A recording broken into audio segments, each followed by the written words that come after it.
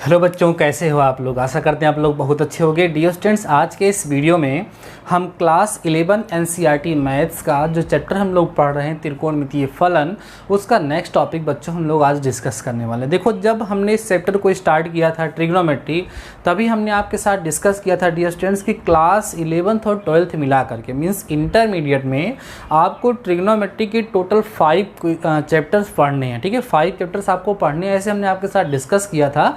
और साथ ही साथ मैंने आपको ये भी बताया था बच्चों कि क्लास 11 में आप लोगों को 4 चैप्टर पढ़ने हैं, बाकी एक चैप्टर जिसका नाम प्रतिलोम त्रिकोणमितीय फलन है उसको आप लोग क्लास 12th में पढ़ेंगे, ऐसा हमने आपके साथ डिस्कस किया था। ठीक है, और उसके बाद हमने ये भी बताया था कि आपका जो 3rd चैप्टर है जो हम लोग पढ़ रहे हैं त्रिकोणमितीय समीकरण, उसमें 3 चैप्टर आपस में मिक्सअप हैं, लेकिन उसको हम अलग अलग करके आपको पढ़ा रहे हैं।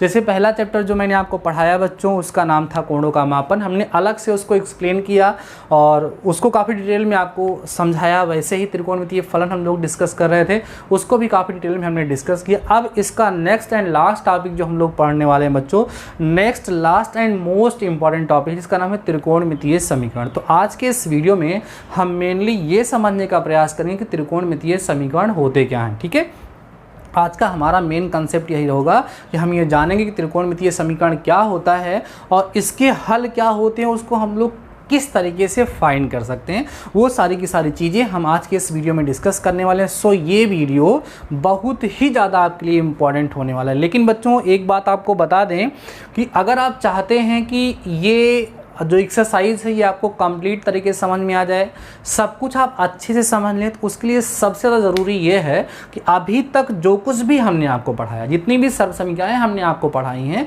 वो सभी की सभी सर्व समीकरणाएँ आपको अब लर्न हो जानी चाहिए। कई दिनों से हम उसी को बार बार होमवर्क के रूप में आपको दे रहे हैं। अभी कल भी संडे के दिन मैंने आपको वही होमवर्क में दिया था। कई सारे बच्चे, अनूप लड़का है जो रेगुलर होमवर्क हमारे पास सेंड कर रहा है, और ऐसे ही कई सारे बच्चे हमारे हैं जो गर्ल्स में भी कई सारी लड़कियां हैं और बॉयज़ में भी कई सारे हैं हमारे पास बच्चे जो हमारे पास सेंड कर रहे हैं होमवर्क। बहुत अच्छा लगता है। वैसे ही आप लोग ही बच्चों करेंगे तो मतलब बहुत ज़्यादा बेनिफिशियल आपके लिए होगा। ठीक है, तो आइए हम लोग बात करते हैं। त्रिकोणमितीय फलन तो चैप्टर का नाम है, बट आज हम लोग जो डिस्कस करने वाले हैं बच्चों, वो उसका नाम है क्या? त्रिकोणमितीय समीकरण। आराम से समझिएगा, ठीक है। ये बहुत ही इम्पॉर्टेंट टॉपिक है जो हम लोग पढ़ने चल रहे हैं, ठीक है। और एनसीईआरटी में इसको बहुत ही लाइटली दे दिया गया है, ठीक है, बहुत ही थोड़े में इसको दे दिया गया है, लेकिन ये बड़ा ही इम्पॉर्टेंट टॉपिक है बच्चों। त्रिकोणमितीय समीकरण, जिसको हम बोलते हैं ट्रिगोनोमेट्रिक इक्वेशन, ट्रिगोनोमेट्रिक इक्वेशंस, ठीक है। ये सही एक अलग से चैप्टर है, बट इसी में उठा करके एक्सरसाइज के रूप में दे दिया गया है, तो हमें तो पढ़ना ही पढ़ना है। देखो बच्चों, त्रिकोणमितीय समीकरण को पढ़ने से पहले, त्रिकोणमितीय समीकरण को जानने से पहले हमें ये पता होना चाहिए कि बीजगणितीय समीकरण क्या होते हैं। अलजेब्रिक इक्वेशन हम किसे कहते हैं बच्चों? क्लास 10th में, क्लास 9th में, या उसके पहले भी क्लास 8th में भी आप लोगों ने डिफरेंट टाइप्स के समीकरण के बारे में चर्चा किया है। एक चर राशि वाले समीकरण, 2 चर राशि वाले समीकरण, 3 चर राशि वाले समीकरण भी होते हैं, बट अभी आप लोगों ने उसका यूज़ नहीं किया है। जैसे हम कई सारे बीजगणितीय समीकरण इधर ला करके लिखते हैं और आपको दिखाते हैं, फिर एक दूसरे से कनेक्ट करके हम लोग जो है बच्चों आगे की तरफ बढ़ेंगे और सारे कंसेप्ट, सारी चीज़ें क्लियर करते चलेंगे, ठीक है, और सब कुछ आपको समझ में आएगा। उसकी टेंशन तो आप बिल्कुल लीजिएगा ही मत। बीजगणितीय समीकरण, अलजेब्रिक इक्वेशन क्या होता है? जैसे बच्चों हमने लिख दिया x + 5 = 10, यह एक बीजगणितीय समीकरण है। x + y = 11, ये भी एक समीकरण है। x² + 5x + 11 = 0, ये भी एक समीकरण है, ठीक है। ऐसे ही बहुत सारी इक्वेशंस, बहुत सारे समीकरण लिखे जा सकते हैं। रिसेंटली अभी आप लोगों ने क्लास 10th में 2 चरों वाले रैखिक समीकरण युग्म के बारे में डिस्कस किया है, जहां पर आप सीखते थे जैसे 2x + 3y = 5 equation number first लेते थे, और x - y = 11 दे करके या इस इक्वेशन नंबर सेकेंड आप लोग ले लेते थे, और इसको भी आप लोग सॉल्व करते थे। अगर हम एक लाइन में, ठीक है, एक लाइन में हम बच्चों समीकरण को अर्थात इक्वेशन को डिफाइन करना चाहें कि समीकरण होता क्या है, तो उसको हम लोग कैसे डिफाइन करें? कोई भी इक्वेशन, कोई भी समीकरण क्या होता है, अगर हम उसको डिफाइन करना चाहते हैं, उसको परिभाषित करना चाहते हैं तो कैसे परिभाषित करें।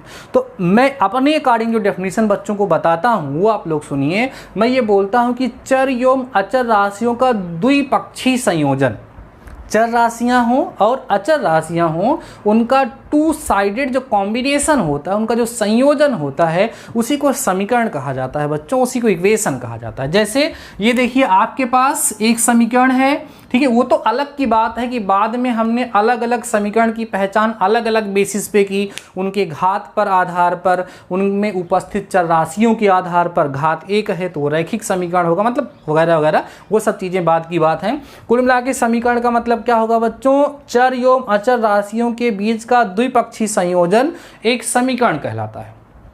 एक चर राशि होगी तो एक चर वाला रैखिक समीकरण होगा, घात एक होगी तो जैसे अभी आपके पास ये एक चर वाला रैखिक समीकरण है, ये दो चर वाला है, ये द्विघात समीकरण, ये दो चर वाले रैखिक समीकरण का युग्म आपके सामने दिया है। तो रैखिक समीकरण या बीजगणितीय समीकरण क्या होता है, ये बात तो आपसे क्लियर हो गई होगी आपको कि बीजगणितीय समीकरण का मतलब चर एवं अचर राशियों का द्विपक्षीय संयोजन। इतनी बातें समझ में आ रही हैं। अच्छा बच्चों, ये बताइए कि जब आप किसी भी बीजगणितीय समीकरण को हल करते हैं, जब आप किसी भी इक्वेशन को सॉल्व करते हैं, तो किसी भी इक्वेशन को सॉल्व करने का मतलब क्या होता है, किसी भी इक्वेशन को सॉल्व करके उसके सॉल्यूशन को फाइंड करना। जैसे कहा जाए कि ये जो आपके सामने एग्जांपल लिखा है बच्चों, x + 5 = 10, क्या लिखा है सर, x + 5 = 10। आपसे कहा जाए कि इसको आप हल करिए, बोर मत होइएगा भाई, आराम से ध्यान से हमारी एक एक बात को सुनते चलिए, बहुत ही मज़ा आने वाला है। इस वीडियो में कुछ नया आप सीखने वाले हैं, ठीक है ना, और नया जो हम आपको सिखाने वाले हैं इसको आप ध्यान से सीखेंगे तो आगे की चीज़ें आपको आसान लगेगी, नहीं तो आप कहोगे सर टफ लग रहा है। तो जैसे हमने कहा कि सर इसको सॉल्व करिए, तो इसका सॉल्व करने का मतलब क्या है कि इसमें जो x की वैल्यू है उसका हमें मान ज्ञात करना है। तो x = 10 - 5 हो जाएगा बच्चों, तो x = 5 हो जाता है। यही जो x की वैल्यू आई, यही तो इसका हल कहलाता है। तो किसी भी समीकरण के हल का तात्पर्य क्या है, किसी भी समीकरण को हल करने का क्या मतलब है, किसी भी समीकरण में जो वेरिएबल होगा, जो चर राशि होगी बच्चों, उसका वह मान, उसकी वो वैल्यू जिसके लिए वह इक्वेशन सेटिस्फाई हो जाए, जिसके लिए वो समीकरण सदैव के लिए संतुष्ट हो, दैट्स सॉल्यूशन, वो उसका क्या होगा, हल होगा, उसका सॉल्यूशन होगा। जैसे इस समीकरण में जब x = 5 रखते हैं तो 5 × 5 = 10 आ जाता है। x = 5 इस समीकरण को संतुष्ट कर रहा है, सेटिस्फाई कर रहा है, इसलिए x = 5, x = 5 इसका क्या है बच्चों, एक हल है। तो अभी तक जो हमने आपको क्लियर कराया वो क्या क्लियर कराया कि बीजगणितीय समीकरण क्या होते हैं और बीजगणितीय समीकरण के हल का क्या मतलब होता है। अब ये बताइए बच्चों, देखो एक दूसरे से कनेक्ट करेंगे और कंप्लीट तरीके से आपको समझा देंगे, आप खाली मेरी बात को सुनते रहिए बस बच्चों। अच्छा ये बताओ, x = 5 के अलावा x का कोई और ऐसा मान हो सकता है क्या जिसको रखने पर यह समीकरण संतुष्ट हो जाए, जिसको रखने पर इक्वेशन सेटिस्फाई हो जाए? आप कहोगे नो सर, ऐसी और कोई भी वैल्यू नहीं हो सकती है, ऐसा और कोई इक्वेशन नहीं है जिसको रखने पर ये क्या हो जाए बच्चों, सेटिस्फाई हो जाए, ऐसा नहीं है ना। जब ऐसा नहीं है इसका मतलब हम कह सकते हैं इस दिए गए समीकरण का केवल एक ही हल होगा। इतनी बातें क्लियर हो गई। और इसके पहले भी आपको सिखाया गया है कि अगर कोई एक घात का रैखिक समीकरण है तो उसके एक ही हल होते हैं, ठीक है। चलिए बीजगणितीय समीकरण क्या होता है, उसका हल क्या होता है, कितने हल हो सकते हैं, ये सारी की सारी बातें क्लियर हो गई। अब हम अपने टॉपिक पे आते हैं और समझते हैं बच्चों की त्रिकोणमितीय समीकरण क्या होता है, ट्रिग्नोमेट्रिक इक्वेशंस किसे कहते हैं और उसको हम लोग कैसे हल करते हैं, उसके हल का मतलब होता क्या है। बातें समझ में आ रही हैं? तो एक लाइन में डेफिनेशन सुनिएगा बच्चों। त्रिकोणमितीय समीकरण एक ऐसा समीकरण है जिसमें कोई एक या एक से अधिक त्रिकोणमितीय फलन विद्यमान हो, उसी को त्रिकोणमितीय समीकरण कहा जाता है। एग्जाम्पल समझिए ध्यान से, क्या है एग्जाम्पल भाई। इसके पहले जो बीजगणितीय समीकरण थे उसमें चर राशियां क्या थी, x थी, y थी, z थी, ये सब उसमें चर राशियां थी। लेकिन अब चर राशि की जगह पे यहाँ पर एंगल आएगा, कोण आएगा, त्रिकोणमितीय फलन आएंगे, तो उसको हम लोग क्या बोलेंगे, त्रिकोणमितीय समीकरण बोलेंगे। एग्जाम्पल समझिएगा, sin θ = 1/2। और आप इसको ऐसे भी लिख सकते हो sine x is equal to 1/2 या sine theta is equal to 0, sine theta plus cos theta is equal to 1, है ना। और क्या लिख सकते हो बच्चों, tan theta is equal to 1/√3 etcetera, ठीक है। ये सब के सब जो आपको दिख रहे हैं बच्चों, ये सब क्या है, त्रिकोणमितीय समीकरण है, ट्रिग्नोमेट्रिक इक्वेशन है। देखो इस वाले इक्वेशन में और इस वाले इक्वेशन में सिमिलरिटी क्या है, सारी की सारी सिमिलरिटीज हैं, सब कुछ सेम टू सेम है, बट डिफरेंस बस इतना सा है कि वहाँ पर चर राशियाँ जो थी वो त्रिकोणमितीय फलन नहीं थे, इसमें जो चर राशियाँ होंगी बच्चों वो त्रिकोणमितीय फलन होंगी, ठीक है। आइए अब हम लोग यहाँ पर बात करते हैं इस त्रिकोणमितीय समीकरण के हल की। ध्यान देना बच्चों, त्रिकोणमितीय समीकरण का हल, यही इंपॉर्टेंट कॉन्सेप्ट है जो हमें इस चैप्टर में सीखना है। त्रिकोणमितीय समीकरण का हल, ठीक है, सॉल्यूशन ऑफ ट्रिग्नोमेट्रिक इक्वेशंस। त्रिकोणमितीय समीकरण के हल का मतलब होता क्या है, पहले तो ये समझो। जैसे बच्चों अभी हमने कहा कि sine theta is equal to 1/2 लिखा है, तो यह एक त्रिकोणमितीय समीकरण है ना बच्चों। तो अब बताओ समीकरण का मतलब क्या, उसमें जो चर राशि से, इसमें चर राशि कौन है, थीटा है। तो थीटा का वह मान जो इस रिलेशन को सेटिस्फाई करेगा, वही क्या होगा, इसका हल कहलाएगा। तो बच्चों आपको साफ साफ दिख रहा होगा, थीटा इक्वल टू π/6 मीन्स 30 अंश जो है ये इसको संतुष्ट करेगा। तो 30 अंश जो यहाँ पर आपको प्राप्त हो रहा है, थीटा इक्वल टू π/6 जो है, ये इस समीकरण का बच्चों एक हल कहलाएगा, इस त्रिकोणमितीय समीकरण का एक हल कहलाएगा या नहीं कहलाएगा।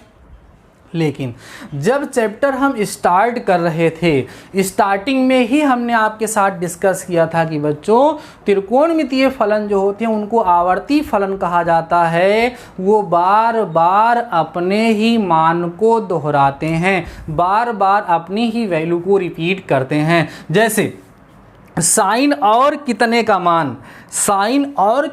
मान बच्चों 1/2 होगा, ये दिखाते हैं। साइन 150 अंश, साइन 150 का मान निकालो, इसको लिखोगे बच्चों साइन 180 माइनस 30 अंश लिखोगे ना।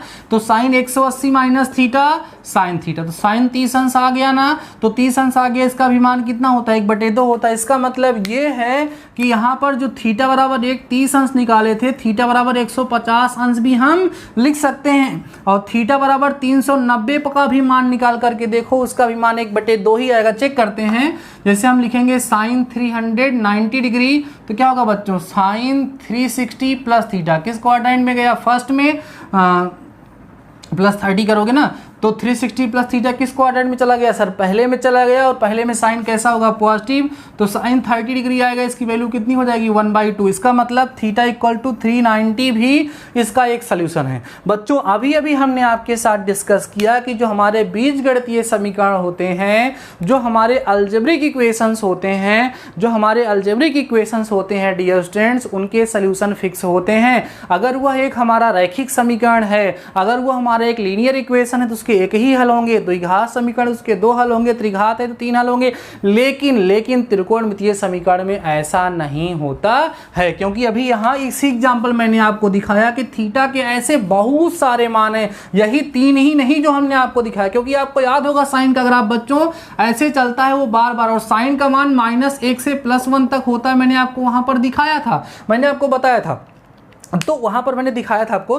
तो इसका मान जो है -1 से 1 तक ही रहता है और बार बार अपने ही मान को रिपीट करता है। इसलिए थीटा बराबर 30 पर, 150 पे, 390 पर ही नहीं, ऐसे थीटा के बहुत सारे मान मिलेंगे, ऐसे इनफाइनाइट वैल्यूज मिलेंगी जो इस इक्वेशन को सेटिस्फाई करेंगी। इसका मतलब इस दिए गए त्रिकोणमितीय समीकरण के 1-2 हल नहीं होंगे, अनंत हल होंगे, इनफाइनाइट सॉल्यूशंस होंगे। बातें समझ में आ रही है ना। तो है ना मामला गड़बड़, क्योंकि अभी तक जो समीकरण हम लोगों ने डिस्कस किया था उसके 1-2 हल होते थे और उसको हम लोग बच्चों आसानी से कर लेते थे, उसको हम लोग आसानी से सॉल्व कर लेते थे। लेकिन आज हमारे सामने एक नया चैलेंज आया है त्रिकोणमितीय समीकरण को हल करने वाला, और त्रिकोणमितीय समीकरण के 1 या 2 हल नहीं होते हैं, उसके अनंत हल होते हैं, जिसके बारे में बच्चों हम लोगों को क्या करना है, यहाँ पर डिस्कस करना है। बातें समझ में आ रही हैं। हम डस्टर ढूंढ रहे थे, चलिए कोई बात नहीं, इसी में लिखते हैं। देखो बच्चों, अब कोई और एग्जाम्पल जैसे हम ले लेते हैं, उसको बारे में आपसे डिस्कस करते हैं।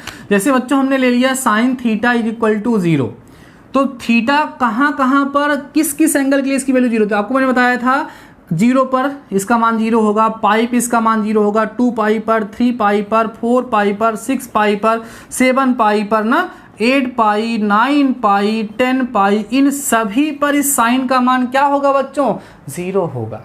इसका मतलब ये सभी के सभी इस त्रिकोणमितीय समीकरण के हल कहलाएंगे। तो एट लास्ट आपने ये समझ लिया बच्चों कि त्रिकोणमितीय समीकरण होते क्या हैं, साथ ही साथ आप लोगों ने ये भी समझ लिया होगा कंप्लीट तरीके से कि त्रिकोणमितीय समीकरण के 1-2 हल नहीं होते हैं, त्रिकोणमितीय समीकरण के अनंत हल होते हैं। और बच्चों उन्हीं अनंत हल को ज्ञात करना त्रिकोणमितीय समीकरण का व्यापक हल या जनरल सॉल्यूशन निकालना कहलाता है। जनरल सॉल्यूशन निकालना कहलाता है। किसी भी त्रिकोणमितीय समीकरण के बच्चों 2 प्रकार के हल ज्ञात किए जाते हैं, एक मुख्य मान या मुख्य हल कहा जाता है जिसको हम प्रिंसिपल वैल्यू कहते हैं, दूसरा जो होता है बच्चों वो व्यापक मान होता है। मुख्य मान जो होगा 0 से 2 पाई के बीच तक या 0 से 2 पाई तक जो मान होगा, माने 0 से 360 तक का जो मान होता है वो मुख्य मान बच्चों कहलाता है। बाकी समस्त मानों को ज्ञात करना, जितने भी उसके हो सकते हैं उनको ज्ञात करना त्रिकोणमितीय समीकरण का व्यापक मान ज्ञात कहलाता है। तो आज के इस वीडियो में आप लोगों ने समझ लिया होगा बच्चों कि त्रिकोणमितीय समीकरण क्या होता है, उसके हल का क्या तात्पर्य होता है, उसके हल 2 प्रकार के होते हैं। नेक्स्ट वीडियो में आपके साथ डिस्कस करेंगे किसी भी त्रिकोणमितीय समीकरण को हम कैसे हल करते हैं, उसके सोल्यूशन को उसके हम कैसे फाइंड कर सकते हैं, उसके बारे में हम डिटेल में डिस्कस करेंगे। तब तक के लिए आपको जितना मैंने समझाया उसको आप लोग समझ लीजिए, और जो मैंने कहा कि सर्व समीकरण आपको याद होनी चाहिए तो याद होनी चाहिए, उसको आप लोग याद कर लीजिए जिससे आपको कोई प्रॉब्लम ना रहे। तो ठीक है बच्चों, आज के इस वीडियो में बस इतना ही। तब तक के लिए शानदार रहिए और पढ़ते रहिए।